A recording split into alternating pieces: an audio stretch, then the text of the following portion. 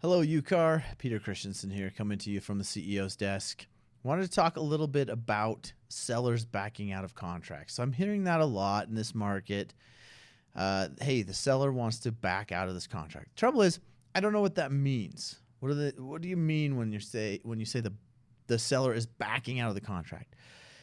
Because once you're under contract, there needs to be an out built into the contract in order to back out of the contract. So we know some of the outs for the buyer: due diligence, finance, appraisal. So those contingencies are built in. The only reason a buyer can back out of the contract once it's created is because the contract lays out a way that they can. So unless there's something in there saying seller can back out for whatever reason, which you could certainly put in a contract. There's nothing wrong with having that in a contract. You would, unless that's in there, then if there's no right for a buyer or seller to back out, then they can't just unilaterally back out. What they could do is request from the other party, hey, buyer, I'd like to back out. And then the parties can negotiate a way out of the contract. That would be acceptable.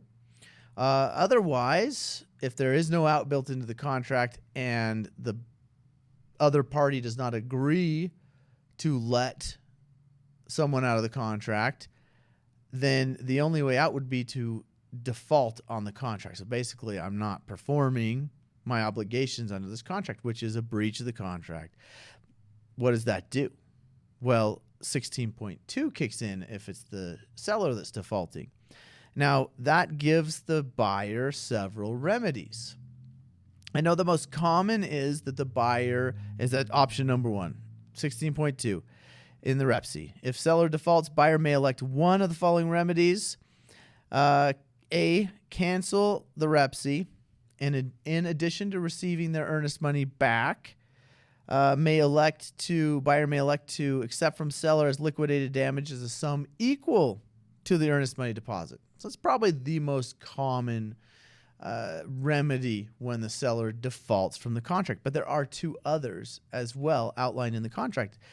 The second one, B, maintain the earnest money deposit, if applicable, in trust, and sue the seller to specifically enforce the REPC.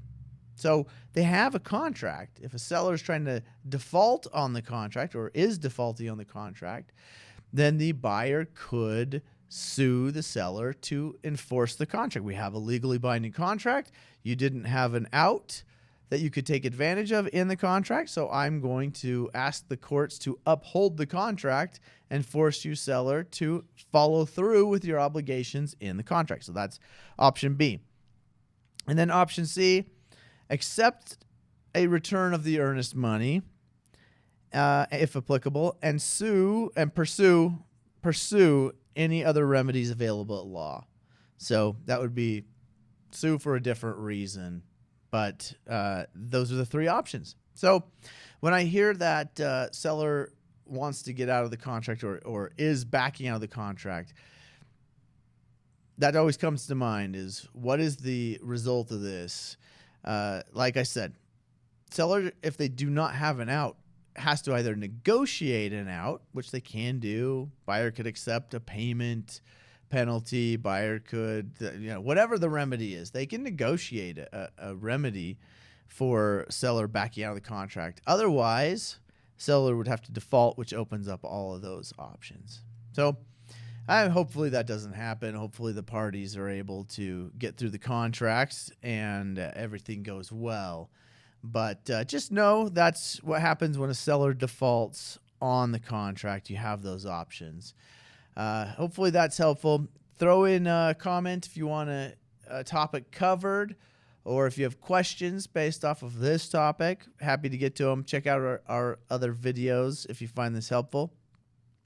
And thanks for tuning in. Remember, this is not legal advice. This is legal information only. If you need specific legal advice, please contact your attorney. Thanks for tuning in.